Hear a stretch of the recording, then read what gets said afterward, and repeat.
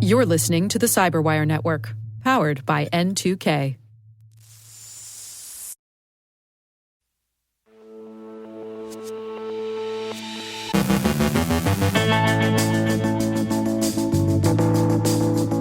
The Five Eyes flag active exploitation of Cisco SD-WAN flaws. Ransomware incidents surge, but fewer victims are paying. The FTC eases its stance on COPPA to encourage age verification. Authorities in Poland and Germany charge 11 in a Facebook credential harvesting scheme. Top UK news outlets unite on AI licensing standards as the UK touts gains in cyber resilience. Researchers say a hacker abused Anthropic's Claude to breach Mexican government networks. Gamers revolt over AI in game development. On our Industry Voices segment, our guests Linda Gray Martin and Britta Glade from RSAC have a preview of this year's RSAC conference. In Moscow, a man is accused of impersonating an FSB officer to shake down the Conti ransomware gang. And Professor Falcon was right.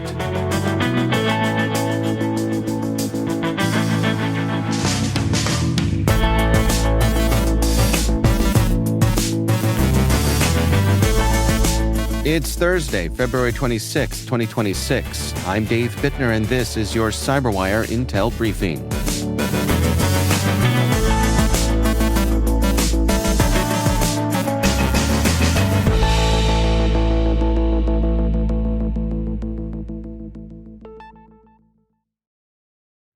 Thanks for joining us here today. It's great, as always, to have you with us.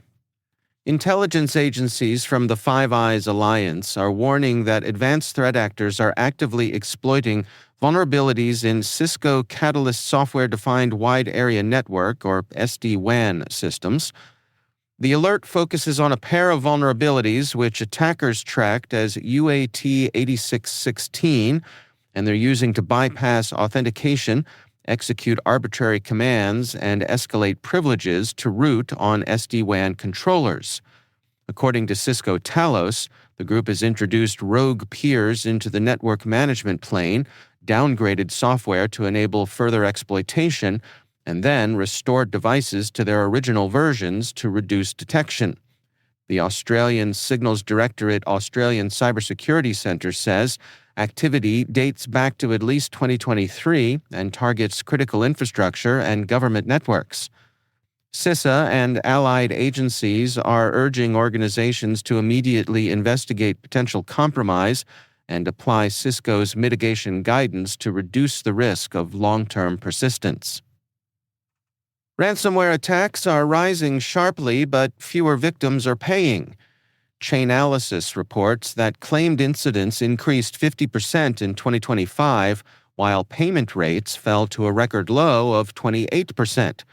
The firm tracked about $820 million in ransomware payments last year, a figure expected to climb as more cases are attributed. Despite fewer payouts overall, the median payment jumped to nearly $60,000, suggesting gangs are targeting larger organizations. Researchers credit stronger incident response, regulatory pressure, and law enforcement disruptions for the decline in payments. At the same time, ransomware groups have splintered into smaller operations and expanded ransomware-as-a-service models. Initial access brokers remain active, with $14 million in tracked payments, while access prices have dropped amid an oversupply of stolen credentials. Chainalysis says the ecosystem is adapting, not retreating. The Federal Trade Commission has signaled a softer stance on enforcing parts of the Children's Online Privacy Protection Act, or COPPA, in an effort to encourage stronger online age verification. While no law has changed, the FTC said it will not prioritize enforcement against companies that collect limited data strictly for age verification, provided it's not retained unnecessarily, shared improperly, or used beyond that purpose. COPPA, enacted in 1998, restricts data collection from children under 13 without parental consent and has historically discouraged robust age checks, leading many sites to rely on simple self-reported birth dates. Following a recent age verification workshop, FTC officials indicated a possible future rule update. For now, the agency's policy statement creates more flexibility for companies to deploy age-gating technologies without triggering immediate regulatory action. A 2-year investigation spanning Poland and Germany has led to charges against 11 people accused of running a large-scale credential harvesting operation that collected more than 100,000 stolen login details. Authorities said the group operated between May 2022 and May 2024 using fake news websites and fraudulent Facebook login pages to trick victims into entering usernames and passwords. Investigators allege the suspects formed an organized criminal group responsible for more than 400 offenses, including unlawful account takeovers, internet fraud, and money laundering. Stolen credentials were reportedly used in further crimes, including fraud involving Poland's BLIK payment system. 6 suspects are in pretrial detention, and assets have been seized. Authorities are urging potential victims to check whether their data was compromised and to change affected passwords. 5 major UK news organizations, the Financial Times, The Guardian, The Telegraph, BBC, and Sky News, have formed a coalition called Standards for Publisher Usage Rights, or SPUR, to develop shared artificial intelligence licensing standards. The move follows concerns that AI companies have scraped journalism without permission or payment, undermining publishers' business models and weakening transparency around how AI-generated answers are created. SPUR aims to create technical standards and licensing frameworks that allow AI developers to access news content in legitimate, rights-cleared ways while ensuring publishers retain control and receive fair value. The group will not set prices but will explore potential models such as pay-per-crawl or pay-per-inference.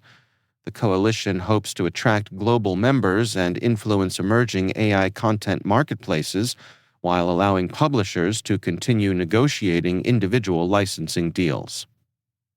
Staying on the other side of the pond, UK public services, including the NHS and Legal Aid Agency, are becoming more resilient following major government upgrades to cyber vulnerability monitoring. A new vulnerability monitoring service, launched under the January 2025 Blueprint for Modern Digital Government, has cut the average time to fix DNS weaknesses from nearly 50 days to just 8 days. DNS flaws can allow attackers to redirect users to fake websites, steal sensitive data, or disrupt essential services.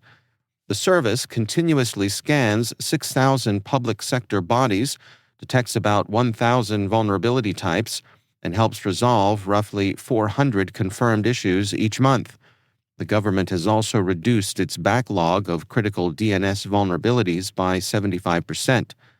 Alongside this, officials announced a new cyber profession program to recruit and train specialists to strengthen long-term public sector cyber resilience.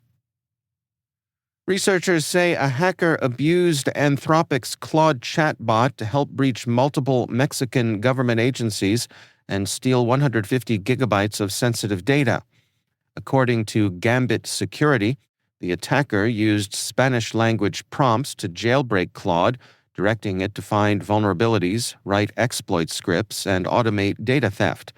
Researchers say the stolen data included records tied to 195 million taxpayers, as well as voter data, employee credentials, and civil registry files.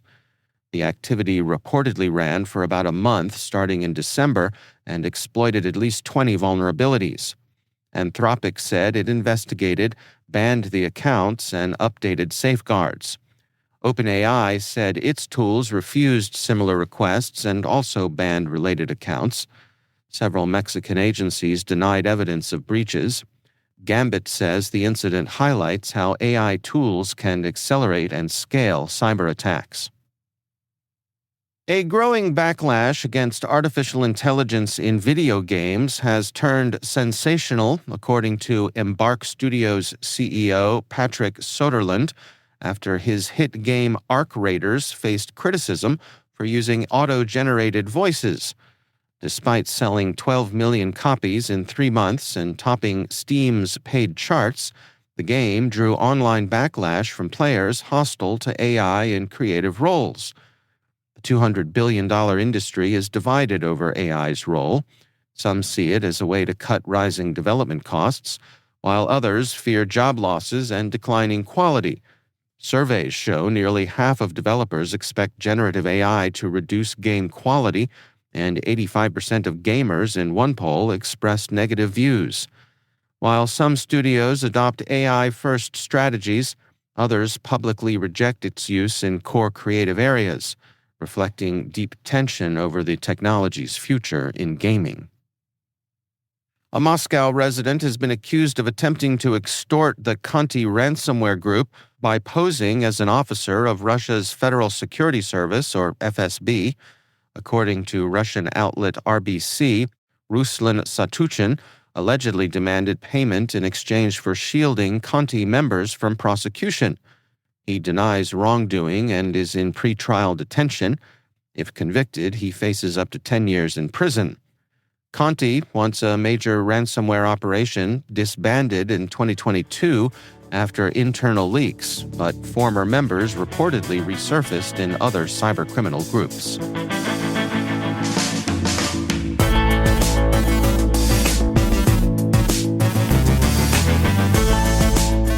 Coming up after the break, Linda Gray Martin and Britta Glade from RSAC have a preview of this year's conference, and Professor Falcon was right. Stay with us.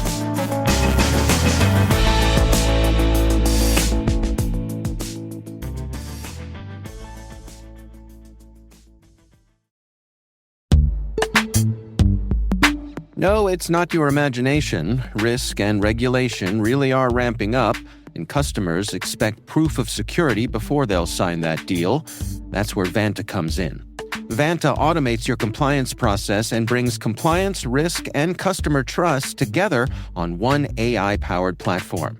Whether you're preparing for SOC 2 or managing an enterprise governance, risk, and compliance program, Vanta helps keep you secure and keeps your deals moving.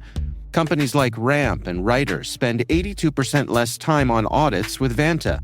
That's not just faster compliance, that's more time for growth. Take it from me, if you're thinking about compliance, take the time to check out Vanta. Get started at vanta.com/cyber.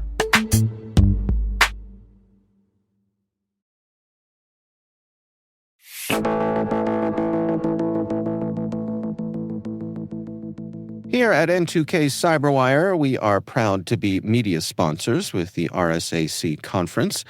And in today's Industry Voices segment, we're speaking with Linda Gray Martin, Chief of Staff and Senior Vice President, and Britta Glade, Senior Vice President of Content and Communities at RSAC. We've got a preview of what to expect from this year's RSAC 2026 conference. Well, ladies, it is always a treat every year to welcome you back to the show to get this exclusive preview of the upcoming RSAC conference. And this year is no different. I know you'll have a lot of things planned, but let's start with the big picture here. What is this year's overarching theme? Yes, well, I can jump into this one if that's okay with you. So similar theme to previous years. This year it is the power of community, and community is at the heart of everything we do. So it's always relevant. But this year's theme really focuses on people and how by uniting as a community we can really affect change. And, ideas become breakthroughs when they're shared, challenges become opportunities when they're tackled together. And that's really the ethos of our theme this year. We have each year a quote that we include in the write-up of our theme. I'm particularly fond of this year's one, and I think it's so true, whatever walk of life you're in. It's an African proverb: if you want to go quickly, go alone. If you want to go far, go together. That just really resonates with me personally and with our team, and I think it will resonate with our community too. Britta, anything to add?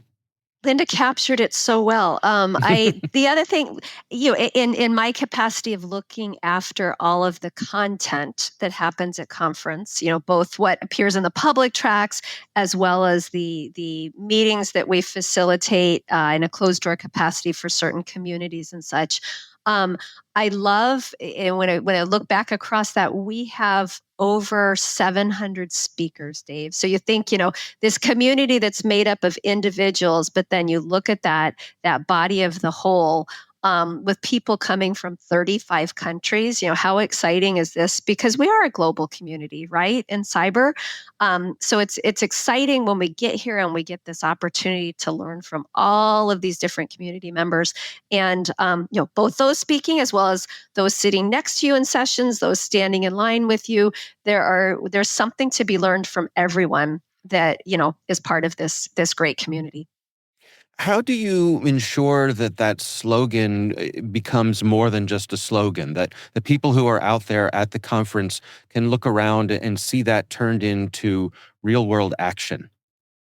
And I love that word action, because that is what we are all about. In fact, in our slides for our speakers, we ask for an apply slide at the end with, what are you going to do with what you learned here?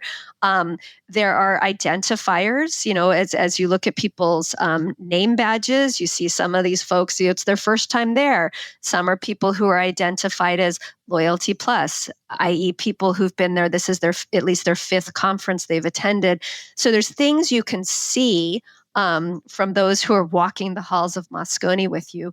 But even more so, and what I appreciate with this question is, RSAC happens once a year in San Francisco, but this platform that we support, this community, goes year round. And we now have this great community platform where people can discuss things, they can reference sessions, they can, look up information that they might have. So we really are digging in to try to support and grow a community year round. For those first-timers who are feeling a little overwhelmed looking at the catalog, as you said, more than 700 presentations, and a lot of ground to cover. Literally, we wear comfortable shoes, right? Right. What are your recommendations for people to make sense of all this, to be able to have a rational plan if they haven't been before? Yeah, it's a great question. And I think the advice I would give first-time attendees, as I do every year, but I think it still stands, is if you can, just spend a little bit of time before you come to San Francisco thinking about what you want to do, what you want to learn, what sessions you want to go to, what vendors you want to meet, and just make a plan before you come. If you have an all-access pass, attendees who have that pass can reserve seats in the sessions of their choice. Definitely do that if you can, because it will mean that you will get in. We do have a few sessions that are super, super popular and get close to selling out. And there is still a chance that you can get in that scenario, but nobody wants to miss out. So I would definitely encourage that. And then the other thing is that on the Sunday evening, if you're a first timer, we have a reception for first timers and also Loyalty Plus. So people that have been, this will be their or up to their 5th conference and attending. It's a great group of people to bring together. And there's a lot of learning and a lot of knowledge passed. It's also a great opportunity to get to know people, especially if you're there on your own.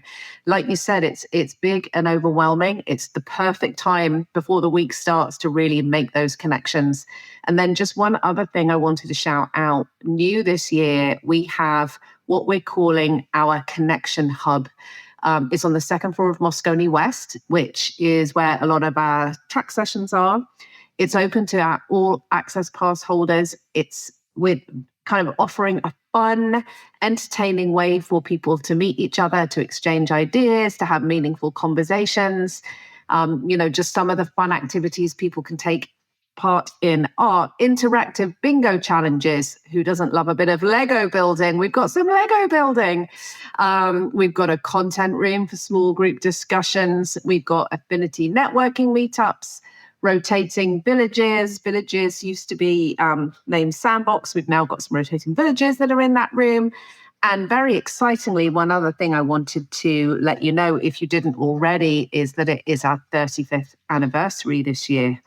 And we will be celebrating during the week, and we can talk about that again in a minute. But in that Connection Hub, we are going to have a 35-year exhibit. So some of our team has been going through our archives, pulling stuff, program guides from 1995 and stuff like that we will be displaying at the conference. So very exciting stuff. It's a really good point of how important it is to explore beyond the main show floor, because I think it'd be easy for folks there's so much to do on the main show floor. You could spend the whole week there, but you'd be missing out on all sorts of things that are happening, as you say, at other places within the convention center, but even around the periphery. The vendors, they've set up special events, and it really is this big bubble of community that comes down on San Francisco year after year.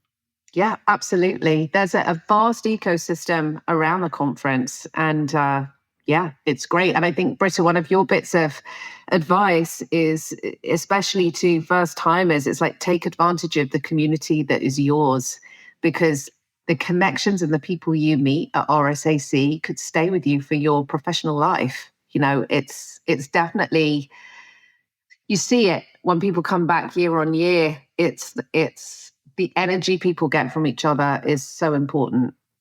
Absolutely. And Dave, you're right with have a plan. Spend some time right now. The agenda is live. You can reserve seats, as Linda mentioned. You can see the exhibitors that will be there. You can see some of the activities that are going on, both on and off campus. And I always, encourage people, spend some time with that agenda, mark up your favorites, think about what you want to do, and also choose something that maybe is a little bit out of your wheelhouse. Choose something that, I'm interested in this, not necessarily a specialist in this, want to learn something more, because I guarantee you every single one of these sessions, and we've got over 500 of them, every single one of them has been peer reviewed by our body of program committee, 150 experts from across the industry.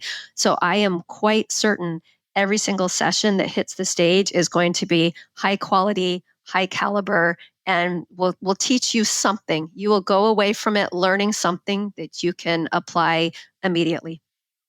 Well, there's a reason so many people, myself included, consider RSAC conference to be a highlight of the year, and this is no exception this year. I look forward to seeing you all there.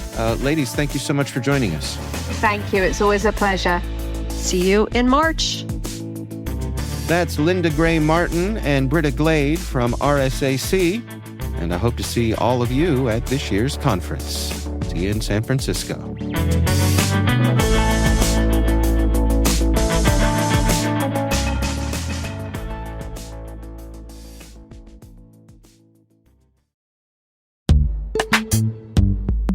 No, it's not your imagination. Risk and regulation really are ramping up, and customers expect proof of security before they'll sign that deal. That's where Vanta comes in. Vanta automates your compliance process and brings compliance, risk, and customer trust together on one AI-powered platform. Whether you're preparing for SOC 2 or managing an enterprise governance, risk, and compliance program, Vanta helps keep you secure and keeps your deals moving. Companies like Ramp and Ryder spend 82% less time on audits with Vanta. That's not just faster compliance, that's more time for growth. Take it from me, if you're thinking about compliance, take the time to check out Vanta. Get started at vanta.com/cyber.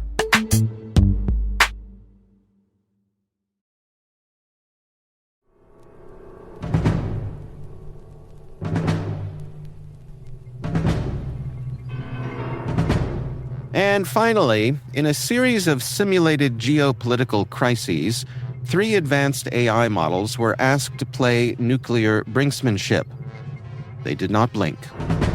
Kenneth Payne at King's College London pitted GPT 5.2, Claude Sonnet 4, and Gemini 3 Flash against one another in 21 war games, complete with escalation ladders ranging from diplomatic protest to full strategic nuclear war. Across 329 turns and nearly 800,000 words of reasoning, at least one tactical nuclear weapon was launched in 95% of the games. Surrender was never an option. Even when losing badly, the models preferred to press on. In 86% of conflicts, accidents pushed escalation beyond what the AI intended. Researchers say the findings are unsettling. While experts doubt governments would hand nuclear launch authority to machines, AI is already used in wargaming. Under tight timelines, decision support tools could shape perceptions and compress choices, even if humans still hold the keys. Shall we play a game? How about global thermonuclear war? Wouldn't you prefer a good game of chess?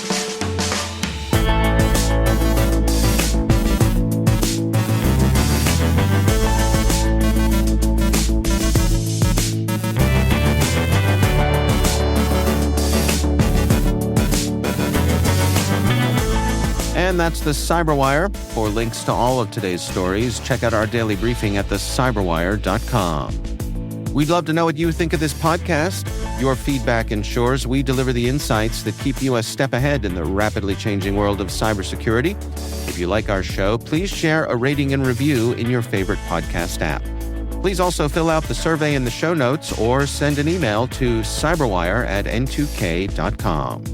N2K's lead producer is Liz Stokes. We're mixed by Trey Hester, with original music and sound design by Elliot Peltzman. Our contributing host is Maria Vermazis. Our executive producer is Jennifer Eiben. Peter Kilpe is our publisher, and I'm Dave Bittner. Thanks for listening. We'll see you back here tomorrow.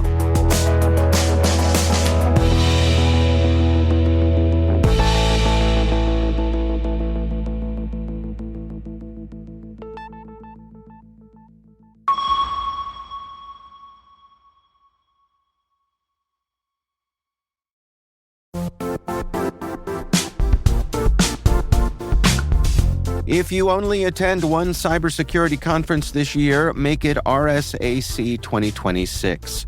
It's happening March 23rd through the 26th in San Francisco, bringing together the global security community for 4 days of expert insights, hands-on learning, and real innovation. I'll say this plainly, I never miss this conference. The ideas and conversations stay with me all year. Join thousands of practitioners and leaders tackling today's toughest challenges and shaping what comes next. Register today at rsaconference.com/cyberwire26. I'll see you in San Francisco.